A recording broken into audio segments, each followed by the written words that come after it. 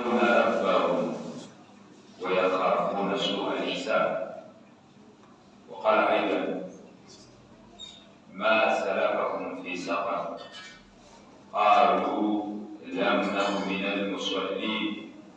ولم نك نطعم المسكين. وقال المصطفى صلى الله عليه وسلم في حديث أبي هريرة رضي الله عنه قال: من نفس عن مؤمن كربة من كرب الدنيا نفس الله عنه كربة من كرب يوم القيامة، ومن يسر على معسر يسر الله في الدنيا والآخرة، والله في عون العبد ما كان العبد في عون أخيه. وقال أيضا: أحب الناس إلى الله أنفعهم للناس، وأحب الأعمال إلى الله سرور تدخله على مسلم. ab'ebitiibwa abakkiriza nkakasa mu mutima gwange n'enjaguza n'olulimi lwange nti waliwo asinzibwa mu tukufu okusinzibwa okuddako Allah jalla jalaalu ateeka n'owekitiibwa Nabbi Muhammad sallallahu alaihi wasallam mutuwa Allah ateeka mpakawo kikkakatako oyagala toyagala okubeera nga tusaba kintu kyonna okujjako Allah. Ekyo oyagala toyagala kitegeeza kinno singa onoosaba ebirala ebitali Allah mulimu embeerezi. Singa onoosaba ebirala ebitali Allah ogenda kufuna obuzibu mu nsi mu kabuli ne bwakali. Embeera ey'okubiri, kubanga abantu abasala eswala, abantu abasala ejjuma, abantu abajja ku mizikiti, abasaba ebirala nga ate bajja mu muzikiti babayita bamushirikuuna, kubanga balaba nti Allah tamala. Tebawakanya Allah, bakimanyi nti Allah gyali, era kyova olaba bajja okusaala naye balaba munafu, tegumusiiba munene, balaba tamala, emikisa tegimala, yeetaaga okgendako mukyala aleme kubijja empewo zimufuuweko. Abo bayitibwa almushirikuun. Okwo kuba kugatta ku Katonda akamanyiiro.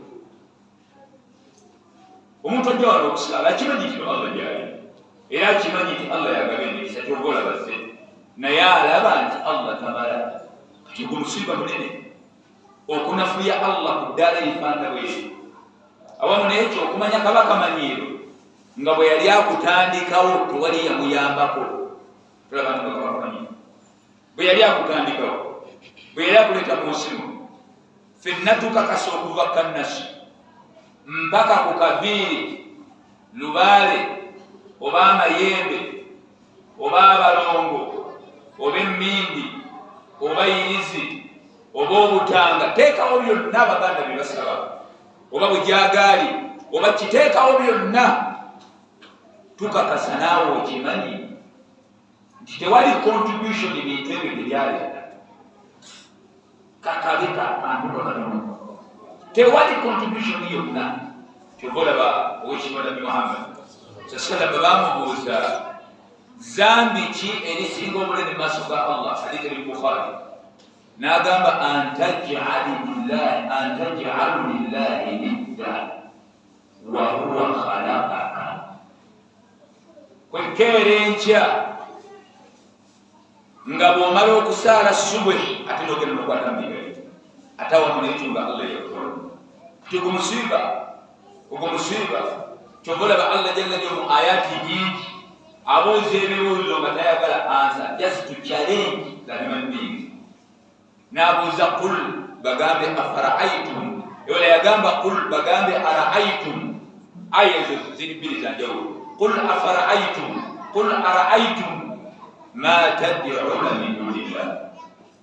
Emu yabuuza aruni madha khalaqu min al-ardh. Mu nsi muno lubaale gw'osaba, gw'ofukaamirira, abalongo b'osaba byali bitonze ki?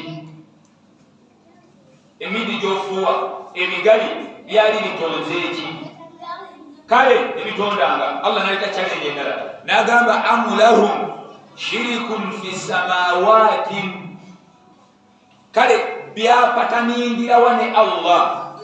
patani Allah jalla jalalu muggulu eyo wawe bipataningira ne Allah tikaba Allah ina kyakola kono ebikola oba kale Allah bwe yakutonda kwegamba lubale ya contributinga chika ntireze kijo lubale kale gabunga omukulu w'ekika ky'emmamba Allah bwe yali atonda emmamba gabunga yaleeta ki olyoka osinziira okwo Allah jalla jalaalu wakugambe nti emmamba eriibwa gabunga agigande nawe ogondere gabunga yaleeta ki ku mmamba ya Allah awo nno obukafiri bwe buva salawo ekintu eki bino ebintu sigamba nti nokinaba abaana abo kakati baana baffe ate kati balumba Obuganda bino ebintu biri bukulumba Buganda ebintu bitegeerekeka gwaganya okubitegeera ate ffe tukuze bajjajjaffe batugamba nti tuli baabika wabula sitweddira ebyo gwa bitandika fize ndiwa kika kyansente kuba nze siwonya gongano kyokulya ensente tulaba nti nno oba oyise olwandikomi ensente ne Mungu gye yatonda naŋŋamba njirye mugalula akasobola okuleeta wadde ekyoya kyayo ekyoya kati ate mugala natandika okugiwako amateeka yenebaddala tulaba nti bakabakamanyiiro gwe tulabamu nawe obwongo bwesolosobolo lyansende bwe tugamba mulo tuli musiraamu kubanga ebintu biri bibiri Allah alisaidiza eri agamba mugiri gabungabo emmamba ddya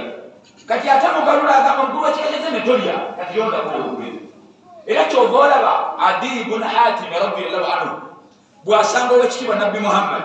sallama ng'agamba ittakhadhu yali asoma ayusa al-Baqara ittakhadhu ahbarahum wa ruhbanahum arbaban min dunillah mwafuula abakulu b'ebika nga bemusinza ekyo kyekijja okujja kati nabbi bw'asoma aya eyo ng'agiddingana Adi n'agamba inna lasna na'buduhum tetulasinza ffe situsinza Ssaabasajja situsinza mugalla tetusinza mugema nabbi n'abuuza ekibuuzo kiyagala okubabuuza n'agamba alaysa yuharrimuna ma aharrama Allah abakulu b'ebika tebabasinzaako ebyo Allah bye yabakkiriza wa yuhilluuna ma harrama Allah ate ne bakkiriza abakulu b'ebika byammwe ebyo Allah bye yagaana abakulu b'ebika ne babaziizaako nti lukwago towasa Nantongo olwokuba muli lwakika kyekimu bikwatomererawo kyokka ate bw'omubuuza lukwago ono bwe kiba ng'ogaanya awase Nantongo olwokuba bonna bankima senga lukwago agenda n'agula malaaya bwe batuuka mu loogi malaaya eba yeeyambula endagamuntu ya malaaya n'egula lukwago agenda okulaba ng'enantongo ayinza oganda omumunyamu obugulya mu bwenzi bwabakkiriza tobberi kugamba obwongo bwamubongo abaki abashiriku awo tetujja kutaawo tobolabe ekyo kyekigula luggi kyange naye kubanga sikingenda okusomesa just nzigula ngenda okuleeta biri byengenda okusomesa nga mbisomesa basiraamu kiggula luggi tukyali ku kiggula luggi gwe magezi gola bakijja ekirala gwa butandikawo gejuzi nali mbuuza omusajja omukulu w'ekika abakati mwana waffe ye kintu yeebyaki efasingwana maani ye kintu yeebyaki ye bajjajja bebalibebiraki oyagala okutandika otutiisatiisa gwe gwasookawo wano banaye temulina kyemumanyi gweolina kyemumanyi ogamba omuntu alina ayati ne hadithi mbu tukyali baana batogoye tukugamba ekyo si kituufu kyova olaba ate bba abalangirawo babitegeera ne Ssaabasajja kubanga balangirawo tebeddiina mulangira sebo balye buli kyebaagala naffe tujja kulya buli kyebaagala tujja balabika bo balaki tebeddiina lwaki kotebeddiina bino bintu bitegeerekeka very very simple and easy to understand gwaganye ebintu bize bikyuka ebyedda bajjajjaffe baali tebana kati essaawa eno abantu benze basomesebwa gwe bwogamba simanyi nnono lwaki ogidde mu lubugo kubanga bajjajjaffe zengoye zebayambala lwaki sitoyambala ye lwaki walika bulangiti kubanga bulangiti ngoye z'abazungu lwaki ozeebintu lwaki olika bulambi lwaki otambulira mu motoka amafuta g'abawarabu anti ogamba kati buze kutinnya bazungu ezeekoyo zolabadde bajjajjabo balina ekolero lyengoli lwaki olina toyo ya fulashi iba fulashi lwaki tositama kutoyiza nkoma bajjajjabo bali balina fulashi gwatugira lwaki weesambuza toyo lwaki teweesambuza ebikookoma kubanga bebalinga beesambuza lwaki tujja kwesambuza ebikookoma walugeri ebyo mulekerawo eno ddiini salawo ekintu eki kimu ku bimu salawo ekintu kimu ku bimu imma oli musiraamu oba oli munnabyabuwangu salawo decide kubanga okutandika okukyanganya era ekyo allah yalabula nagamba walaqad uhiya ilaik wa ila alladhina min qablik wewe yali agamba ekitone kisinga ebbeeyi omunene ow'ebbeeyi asinga ne Jibuliru nabiyuna Muhammadi era tugenda mwezi gwa Rajabu mwezi gwa Miraji abantu balaba ate enkizo ye ejuzi tubadde Makka mukola ennaku z'omwezi nga 3 Desemba e Madina Sheikh Qasim Muhsin yakola khutba Allahu Akbar n'atugolokosa kubanga nze nali ntuddeawo awo ekitu awo ewali mimbali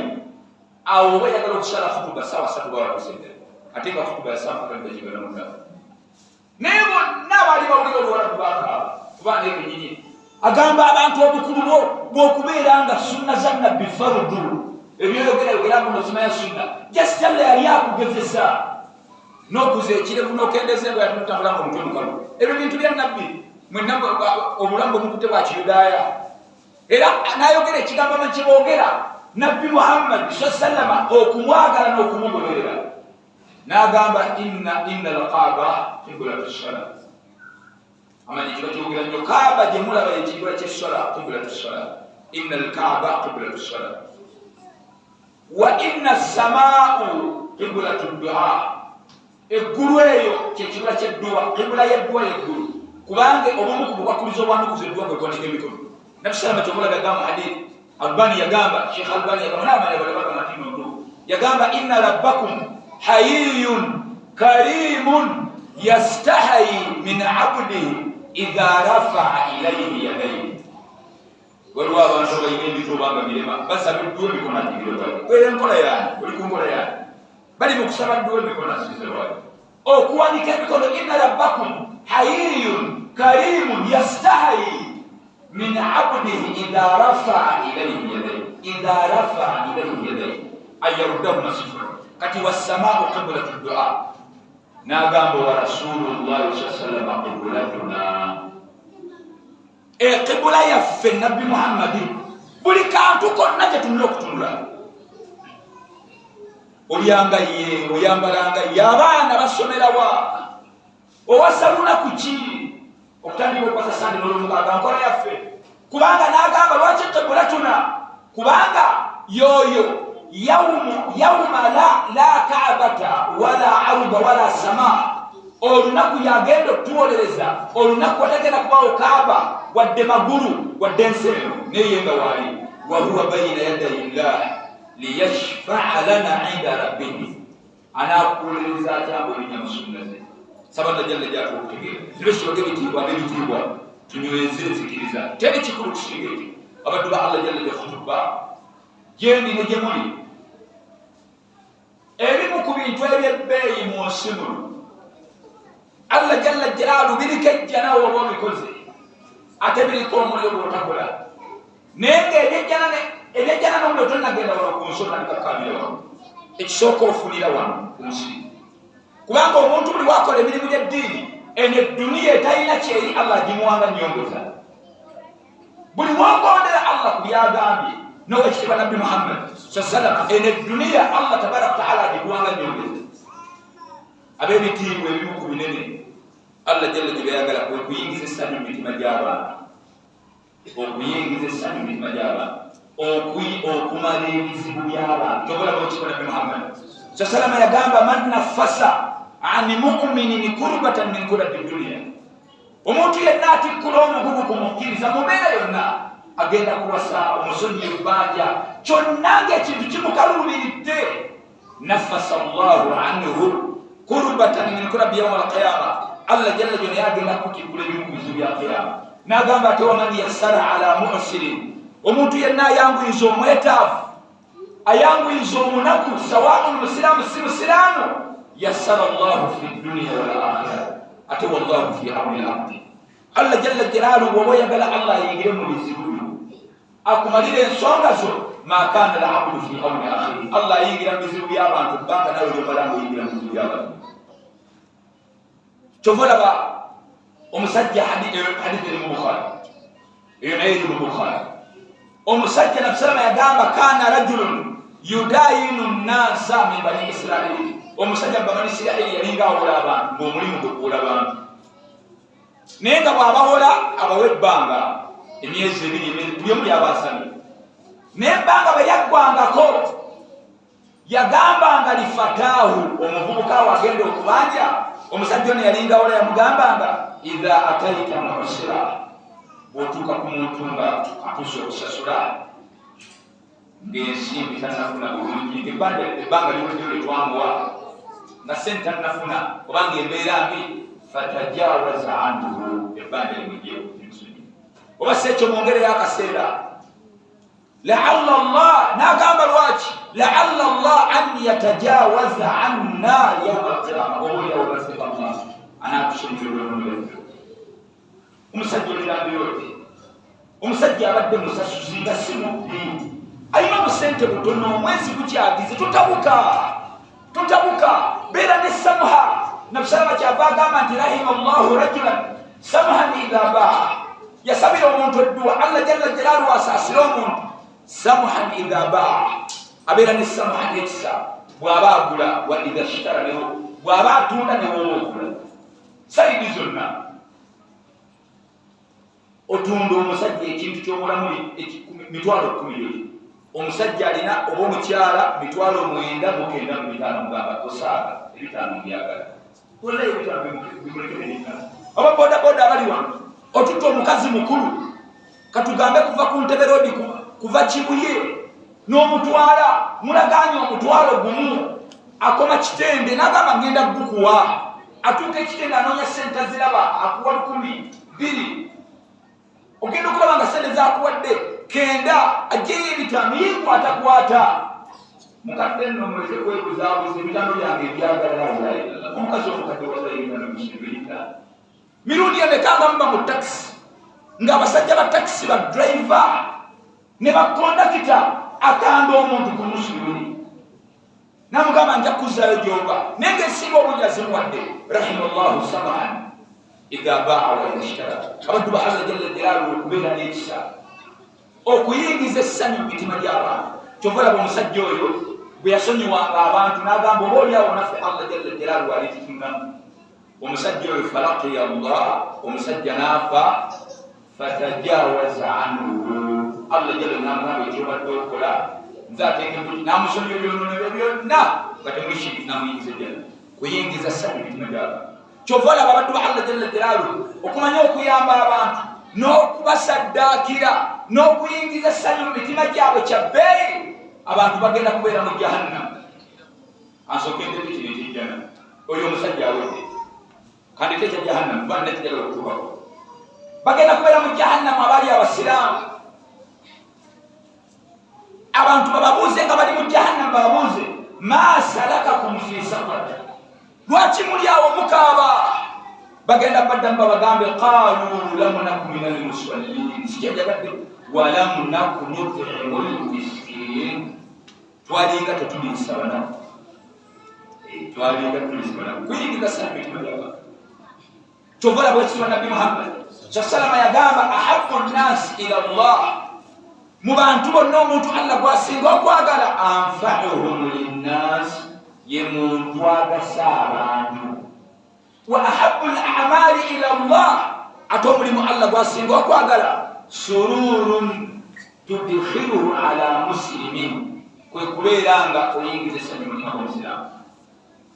oyingiza essanyu mu mutima nabe kibagenda kibawadde Allah jalla jalaaluhu abange okuyingiza essanyu mu mitima gy'abantu okubeera nga muyamba abantu kinene naye ate okuyamba abafamire aagwamagazira omanyi famire naziteliyo bino byeki infatti girika tetano twagala okwanukula abantu okudda e Makka mu hijja omulundi ogwokubiri ng'oddayo omulundi gwakubiri okuddingana umura okukwata obukadde 25 bw'obadde ogenda mu hijja okumuwa omuntu w'oluganda lwo atalina mulimu afune kapito abadde apangisa abeere ng'afuna poloti azimba gwe babanjanga bagenda musasulira bagenda musiba omusasulire okudde okwata ezo sente okuwa abantu ba famire kyofunamu embeera okusinga okudde Makka omulundi ogwokubiri obwogwokusaba ogwokubiri ekyo kimu ekirala ekingenda okusomesa ak'ekirala nali nsuubiza abantu nti ekirala ngenda kusomesa leero naye katwongereyo olw'embeera y'obudde okubeera nga omuntu ogenda e Makka mahidde ng'alina obutakkanya n'abantu ba famire ye abooluganda lw'omusaayi yabeeyawulako hijja gyakola nekirizibwa si hijja yokka okuba kusola ng'olina obutakkanya n'abantu ba famire ye ng'olina obutakkanya n'abantu ba famire ye oba basiraamu oba si basiraamu essola z'osala Allah tazikiriza takkiriza zaka gy'owa takkiriza kusiba takkiriza hijja tewali kalimu konna kokola Allah n'akkiriza kali gwe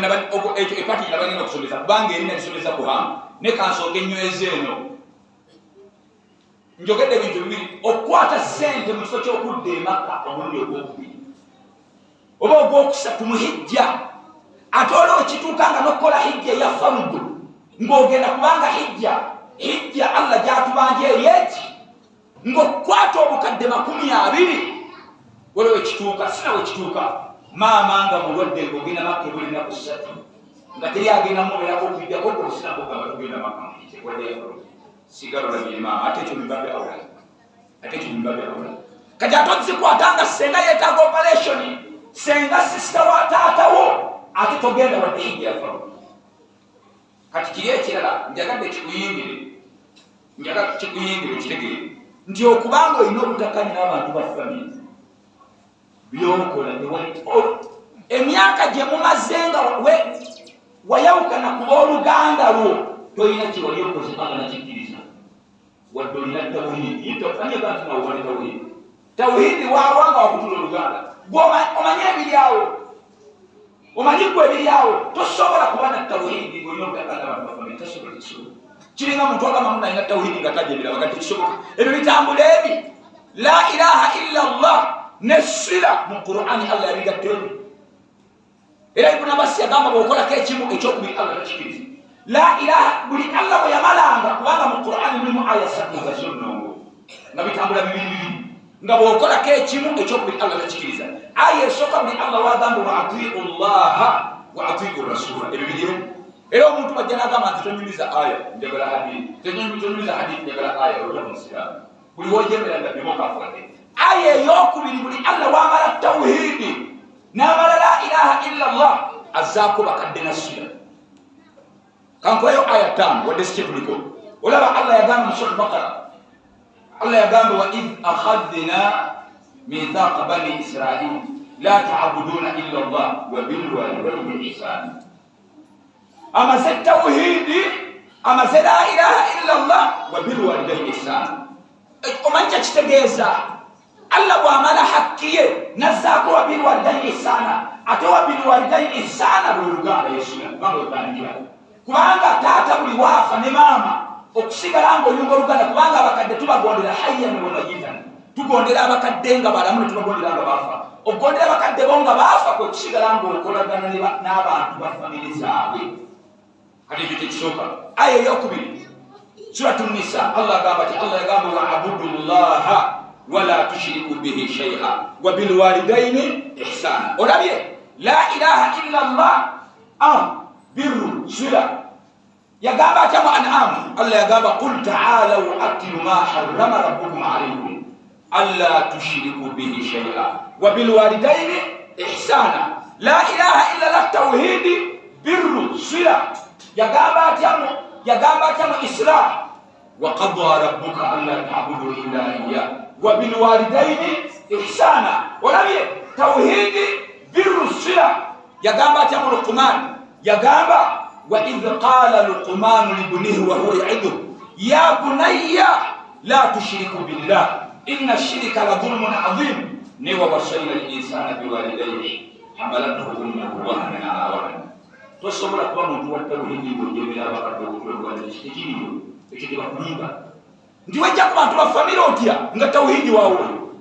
gwe mpazi wuwo mpazi wa paapa naye owannabbi allah gwagamba mu Qur'an tekiriyo era woolabira tawuhidi wo nga allah amukkiriza kwe kubanga buli kaseera na famire tubaawo tebasobola kusabira nga woli bintu bingi buli wetubaawo mu famire nga tetubakuddeemu bingi byatakulanga naye buli we tunaabavaako olw'okuba tebamanyi ddiini lugenda keerenca bateekesa ku biito bya kitalo ate oli masukulu nabavaako baali enyimbe basomeddwa hanyambe nezibaddeko bwe baali enyimbe ne babanga tebakyalibagambo allah gye yakutuma lwe lutalo okubeerawo ng'oli mu sunna bajja kuzimba essabo bajja kusamira ate gwe masukulu kubanga gwategedde ekyengera ky'omusiraamu buli wobeerawo bwoti era baba bateesateesa bani bagamba amade nakyengera okugenda naye mutakolindwaliro kantengekati ate obatuse ogamba muno kulina imaani nene yagamba tulina imaani nene ekyagamba tulina imaani nene nabesobaga ebitiibwa gaddula allah jalla jalaalu eyo katuveeyo abange okuyamba abantu ba famire ekyo nyongero kinyweza lwaki kya bbeeyi nnyo kubanga hijja ey'okubiri sunna ekyo bittifaaqi hijja ey'okubiri sunna ate okuyamba abooluganda okuyamba oluganda kwabo teke ku minzaani hijja ey'okubiri sunna kino kiri waajibu teka ku minzaani sunna oyinza okigeraganya kiri waajibu nabbi kyeyagamba kyekiri oyinza okigeraganya sunna n'okigeraganya ekintu ekiri waajibu ekirala qaida fiqhiya egamba daru lmafasid muqaddamu ala jalbi lmasalih tuqaddama kituufu ogende makka muhijja mulimu amaslaha buli sola kuharamu mutwalo naye amaslaha agadda gyoli amaslaha agali kuggwegakomakulukulu naye ate okukwata oba mukaddaali amafusada agalimu ogamanyi abantu bafamire bagenda buli kaseera eryankuta kati amafusada gokuvula oluganda manene katukaddama daru lmafasidu muqaddamu ala jalbi lmasalih nitukaddama okuyamba abantu bafamire okusinga omulimu ogulikuggoleka kyova olaba allah jalla jo yabuuza mu qur'ani ng'agamba nabagamba ajaltum siqayata lhaji wa imarata almasjidi lharam faman amana billah walyaumi lakhir wajahada fi sabilillah la yastawuna inda allah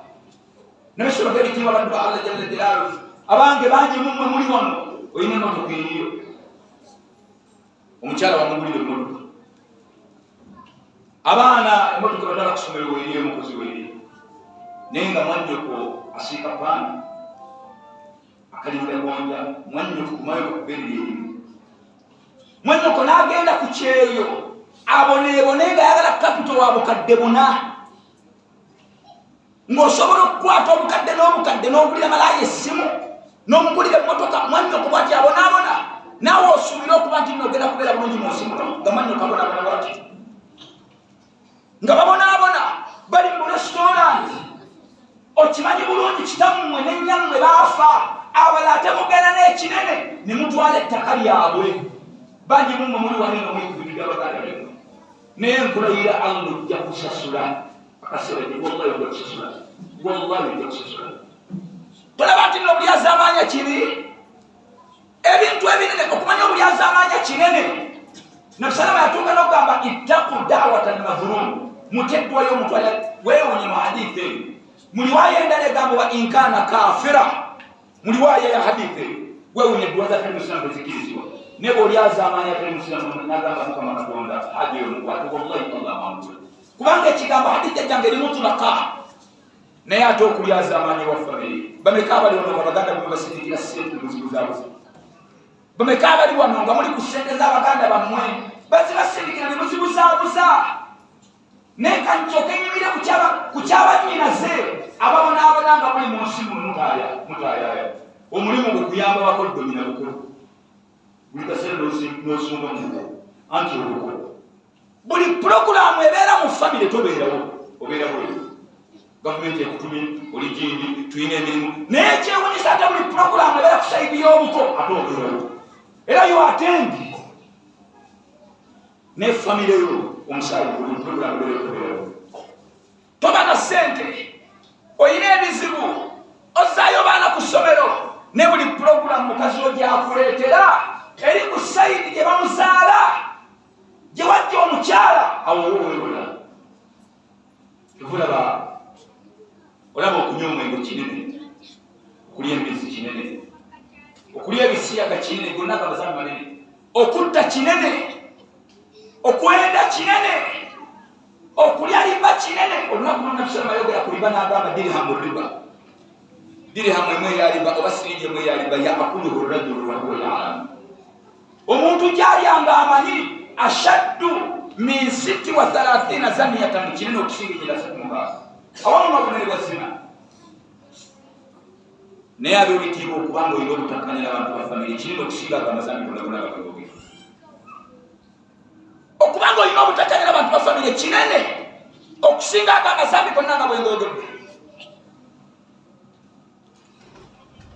okwenda kinene okulya limba zambi ddene okutta zambi ddene okulya ebisiyaga zambi ddene okunywa omwenge kinene naye okubanga olina obutakkanya n'abafamire kinene okusinga gababigodde kinene okusinga gababigodde lwaki bannyina mwe babonaabonanga mu nsi mwe muli okukwata ota emitwalo 8 mwe abavubuka abayaayeyaye abali b'amayirungi abali b'amira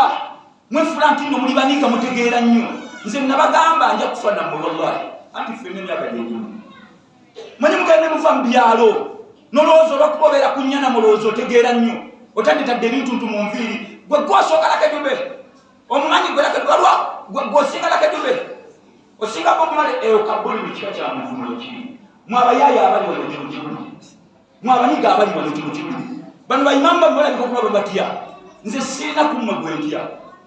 ne bwe nkola khutuba omulundi gumu nesitadda wano wenjagala muno omuli awaana obutono era obwedde bagamba nyina balengamba eri mukyalo kati njagala njogera ebigambo biggweyo ngambe mungu ntuusiza eyo kabuli buli kika kya muntu mwekiri gwe abayaaye obuyaaye bwewewaga nabo batupaka mwe bali abalimu mwebali abayaaye batupaka mwe bali abalimu gwe babulasi kusiba nviiri baba bumale mwebali balakedube mwebali weyita muto an upcoming artist oyimba olowooza oli wa kitalo oyambala empale zirimu ebitulituli oteeka obuntu ku matu buli kyokopa ebulaaya n'oteekako gwenna oyambadde omukuufu olowooza oli mukatuliki bweyambala sapula oli mukatuliki mbweyo dizayini gwenna weetaddetadde ebintuntu bya musoke oli mwe babisyaga gwenna osibye empale ziri eno mumakugunyu bakusinga ba Ivan Semwanga ba Eco47 ba radio gwani akumanyi tugende kufulira mu site tubuuze omuniga w'ennyana obengo tubabuuza abafulira mu site abange omuyaaye w'ennyana nga bayita Musa mumanyi abayeebeyo situbamanyi olaba kufulira mu site tebakumanyi bayaaye banno tebakumanyi oli ki bisaati abaana abasiraamu nembeera nga munyakula obusimu bw'abantu mwefudde bereje ne mubagamba ebigambo ku buli jjuma ne muganya okukyusa mujja kutereeza lwamuna ne basobola ebitiibwa baddu ba Allah jalla jalaaluhu n'okwata emitwalo 4 n'ogulira malaaya essimu ng'olina ssengaawo yaledda ku kitaawo okimanyi ssengaawo n'ezirima zimubula just yakusaba olutali mitwalo 2 afune gwateeka kamulimira kamwale tolina sente tolina sente just ekyokakyokka tolina sente n'ebisobola ebitiibwa baddu ba Allah jalla jalaaluhu abanga abasiraamu abanga abakkiriza kyova olaba abaddu ba Allah jalla jalaaluhu Nabbi Muhammad aya eno wekka aya egamba lam tanalu albirra oba lam tanalu albirra hatta tunfiqu mimma tuhibbun temugenda kufuna birungi temugenda kufuna bye mwagala eri Allah okutuusa nga muwadde